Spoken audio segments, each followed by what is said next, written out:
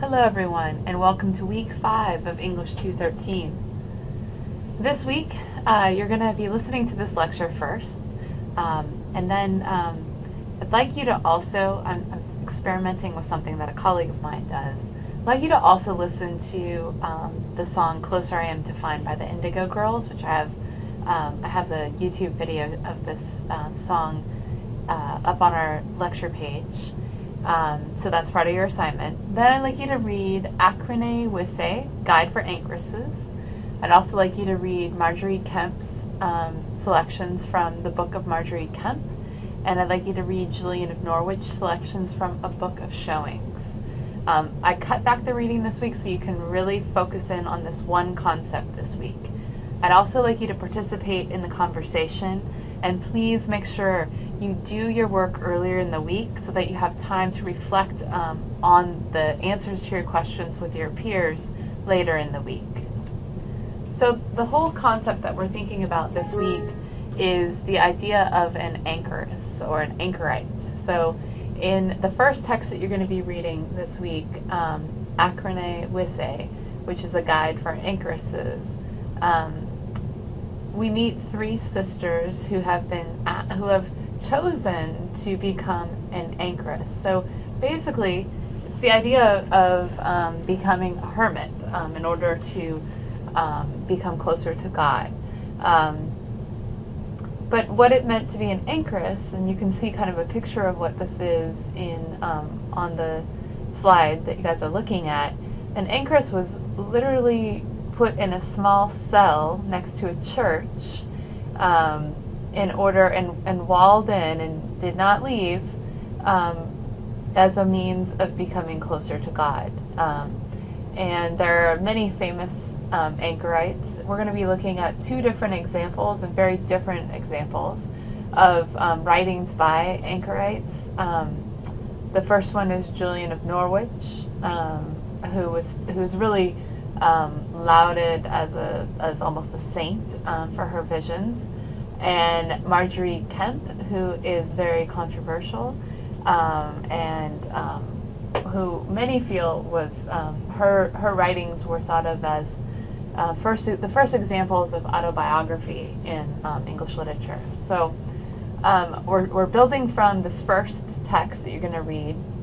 What I want you to really pull from the first text is what is an anchoress and what's this idea, and then comparing what's presented in the Guide for Anchoresses to what Julian of Norwich and Marjorie Kemp are talking about in their pieces. So these are some of the questions I'd like you to think about as you're reading Acrone Wisse, and these will be in your conversation this week. How does this passage play on the relationship between inside and outside? And remember, it's important to think that these women are walled into a very small cell, and they use that kind of metaphor as a way to think about the opposition of an interior and exterior relationship. How is it specifically played out in references to the flesh or the body?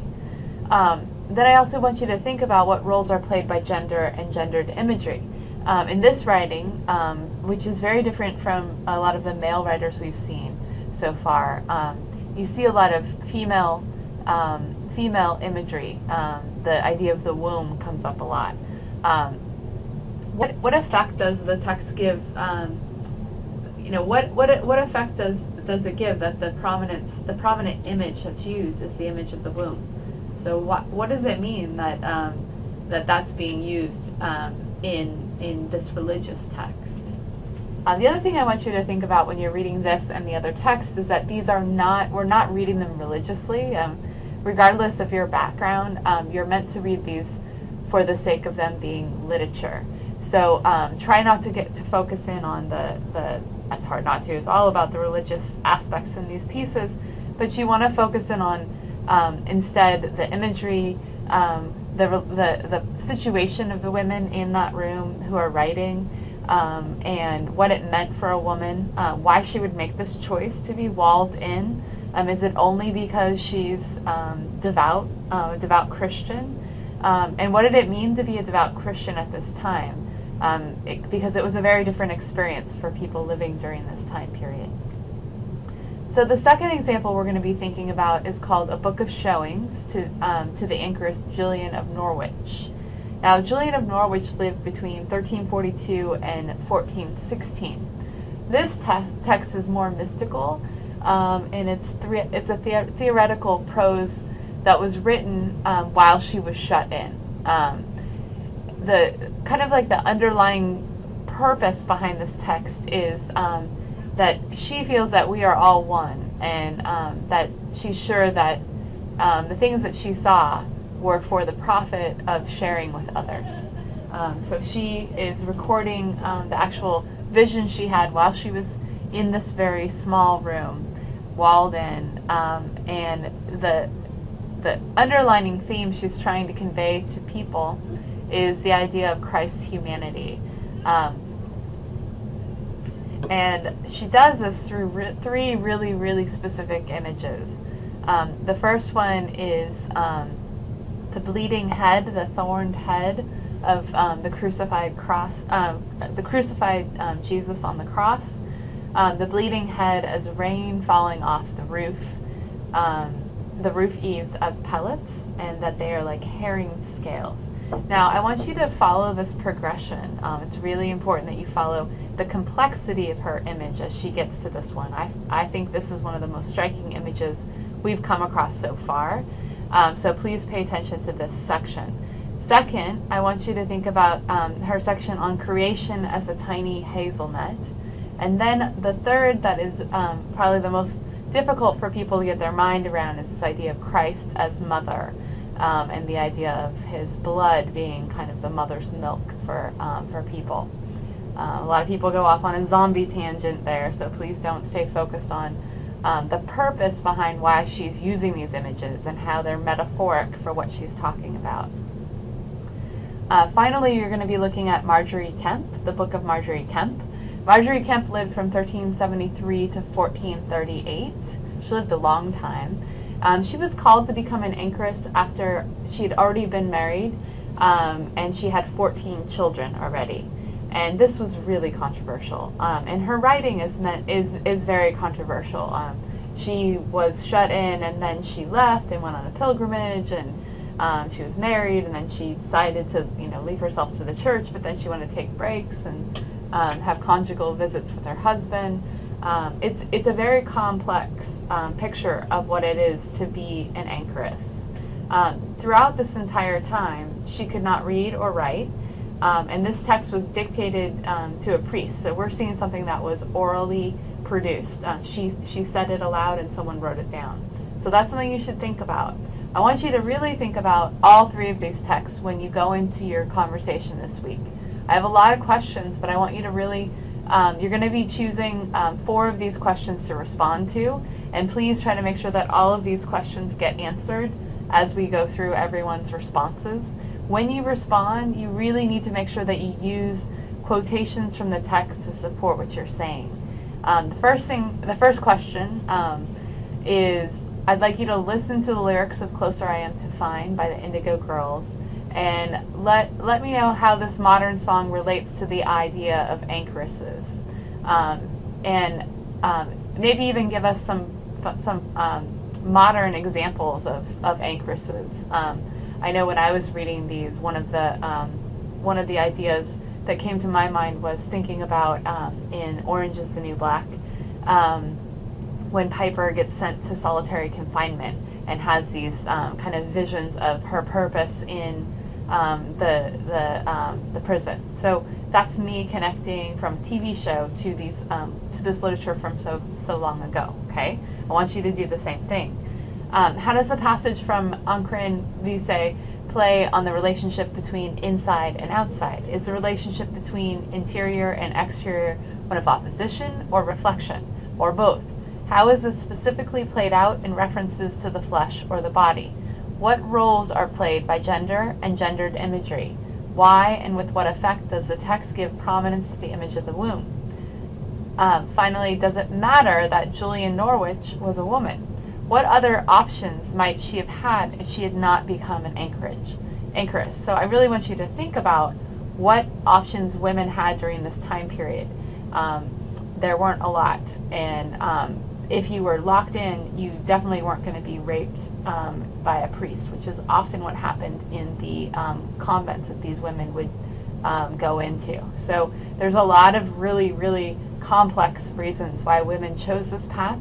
Also thinking about the connection that that the we have a lot of imagery that has to do with the body in all of these texts.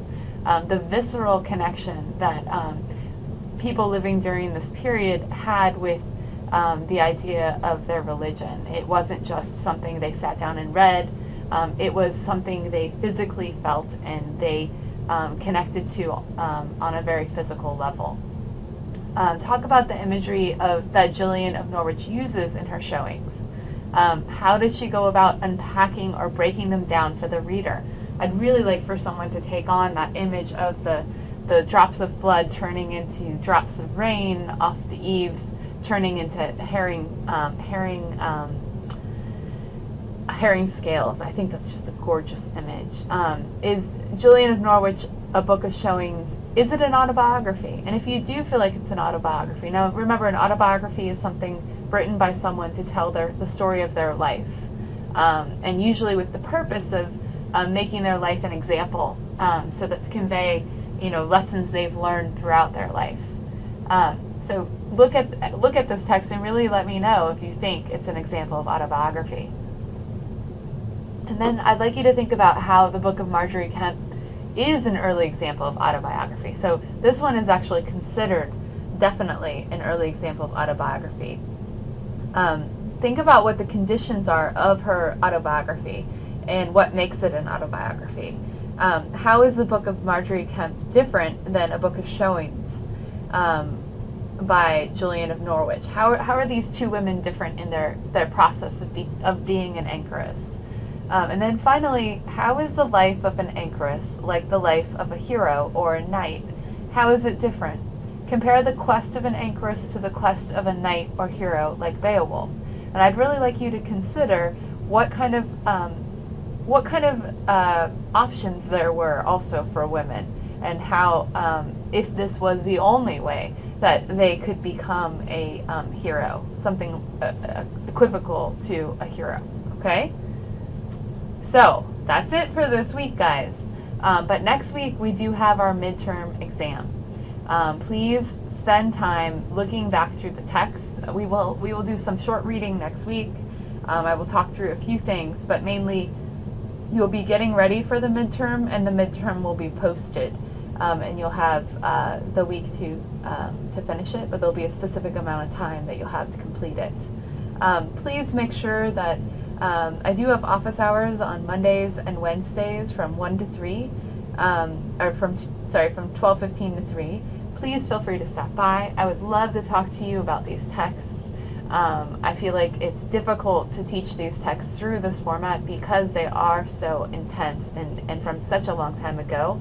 So don't be afraid to come talk to me if you're feeling overwhelmed by these, because I can help shed light on them and help you find more information to help you understand them. Okay? So that's it for this week. Please let me know if you have any questions. See you online.